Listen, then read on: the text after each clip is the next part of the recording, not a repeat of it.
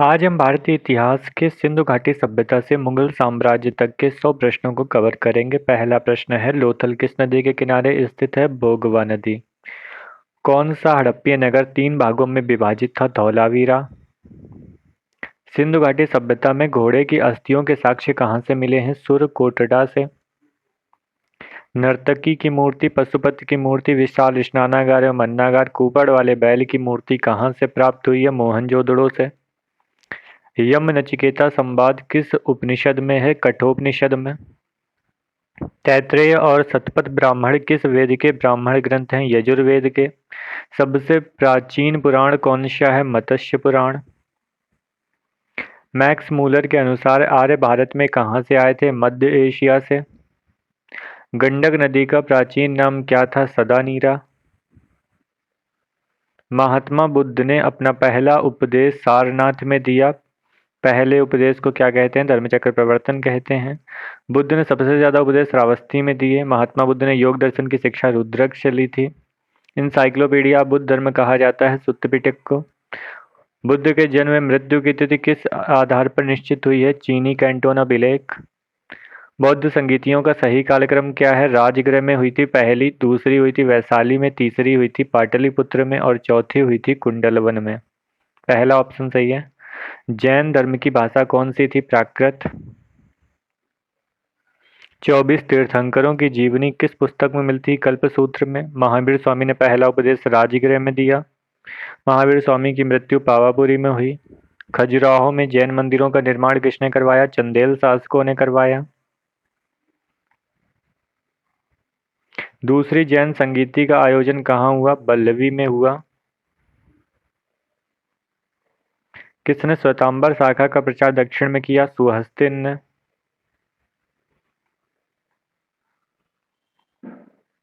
महाजनपदों की संख्या कितनी थी? 16 महाजनपद थे।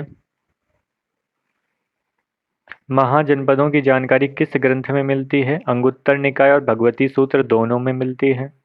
16 में से कितने महाजनपद उत्तर प्रदेश में स्थित थे? 8 महाजनपद। भारत का मैकियावेली किसे कहा जाता है? चाणक्य को। मेगास्थनीज किसके दरबार में आया था? चंद्रगुप्त मौर्य के दरबार में। एंटियोकस ने अपने राजदूत डाइमेकस को किसके दरबार में भेजा था? बिंदुसार के दरबार में भेजा था। शासक बनने से पहले अशोक कहाँ का गवर्नर था? अवंती उज्जैन का। किस अभिलेख में अशोक ने खुद को मगध का सम्राट बताया है? भबरू अभिलेख में। कलिंग का युद्ध कब लड़ा गया? 261 ईसा पूर्व में।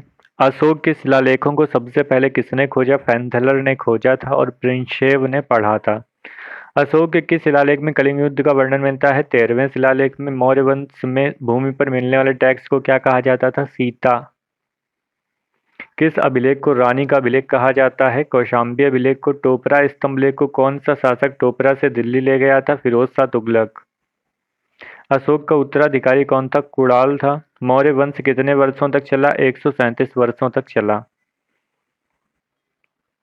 मौर्य वंश के बाद कौन सा वंश आया? शुंग वंश आया। भारत का आइंस्टीन, शून्यवाद का जनक किसे कहा जाता है? नागार्जुन को कहा जाता है।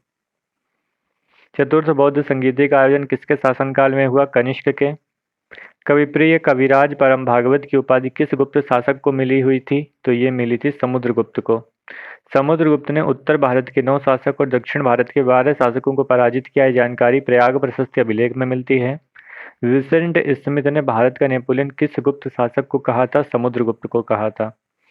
किस शासक ने शकों पर विजय के उपलक्ष्य में चांदी के सिक्के चलाए थे? चंद्रगुप्त विक्रमादित्य ने। चीनी यात्री फाहियान किसके शासनकाल में आया था? चंद्रगुप्त द्वितीय विक्रमादित्य के शासनकाल में आया था। गुप्त काल में सर्वाधिक अभिलेख किस शासक के मिलते हैं? कुमारगुप्त के। हूणों का पहला आक्रमण किसके समय हुआ था? स्कंदगुप्त के समय हुआ था। वराहमिहिर कालिदास धन्वंतरी किसके दरबार में रहते थे? चंद्रगुप्त द्वितीय विक्रमादित्य के दरबार में। हर्षवर्धन का दरबारी कवि कौन था? बाणभट्ट था। ह्वेनसांग जो हर्षवर्धन के दरबार में आया था, उसके पुस्तक का नाम शिवकी था। वो 18 महीने नालंदा में पढ़ा था। मधुबन एवं बांसखेड़ा अभिलेखों में हर्षवर्धन को क्या कहा गया है? परम महेश्वर। 618 ईस्वी में नर्मदा नदी के तट पर हर्षवर्धन को पुलकेशिन द्वितीय ने हरा दिया, जानकारी मिलती है औल अभिलेख में। आदि वराह की उपाधि किस शासक की थी? मिहिर भोज की थी। किस युद्ध में मोहम्मद गौरी ने जयचंद को मार दिया था? चंदावर का युद्ध 1194 में। चंदेल वंश के किस शासक के दरबार में आला और ऊदल रहते थे? परमर्दिदेव। फिरदौसी, जिसने ईरान का महाकाव्य कहे जाने वाले शाहनामा की रचना की, वह किसके दरबार में रहता था? महमूद गजनवी के। नालंदा विश्वविद्यालय को किसने नष्ट कर दिया था? बख्तियार खिलजी ने। गुंबद निर्माण का पिता किसे कहा जाता है? कुतुबुद्दीन ऐबक को कहा जाता है। गुलाम वंश की नींव कुतुबुद्दीन ऐबक ने डाली। वह मोहम्मद गौरी का गुलाम था। भारत में पहला मकबरा निर्माण कराने का श्रेय इल्तुतमिश को जाता है। लौह और रक्त की नीति किस शासक ने अपनाई थी? बलबन ने। नौरोज उत्सव मनाने की शुरुआत किस शासक ने की थी? बलबन ने। घोड़ा दागने की प्रथा सार्वजनिक वितरण प्रणाली की शुरुआत अलाउद्दीन खिलजी ने की थी। बाजार नियंत्रण नीति किसने लागू की थी? अलाउद्दीन खिलजी ने। अलाउद्दीन का मकबरा महरौली कुतुब मीनार परिसर में स्थित है। सबसे पहले सिंचाई के लिए नहरों का निर्माण गयासुद्दीन तुगलक ने करवाया था। मोरक्को का यात्री इब्न बतूता आया था मोहम्मद बिन तुगलक के शासनकाल में। मोहम्मद बिन तुगलक, जिसे जूना खां कहा जाता था, ये राजधानी दिल्ली से दौलताबाद ले गया था। ब्राह्मणों पर जजिया टैक्स किस शासक ने लगाया था? फिरोज शाह तुगलक ने लगाया था।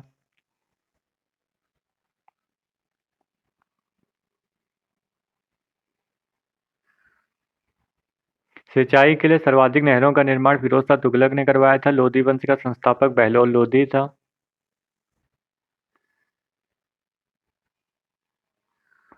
सिकंदर लोधी, जिसने आगरा नगर की स्थापना की थी, किस शीर्षक से कविताएं लिखता था? गुलरुखी। दिल्ली सल्तनत का एकमात्र सुल्तान जो युद्ध भूमि में मारा गया, वो था इब्राहिम लोधी।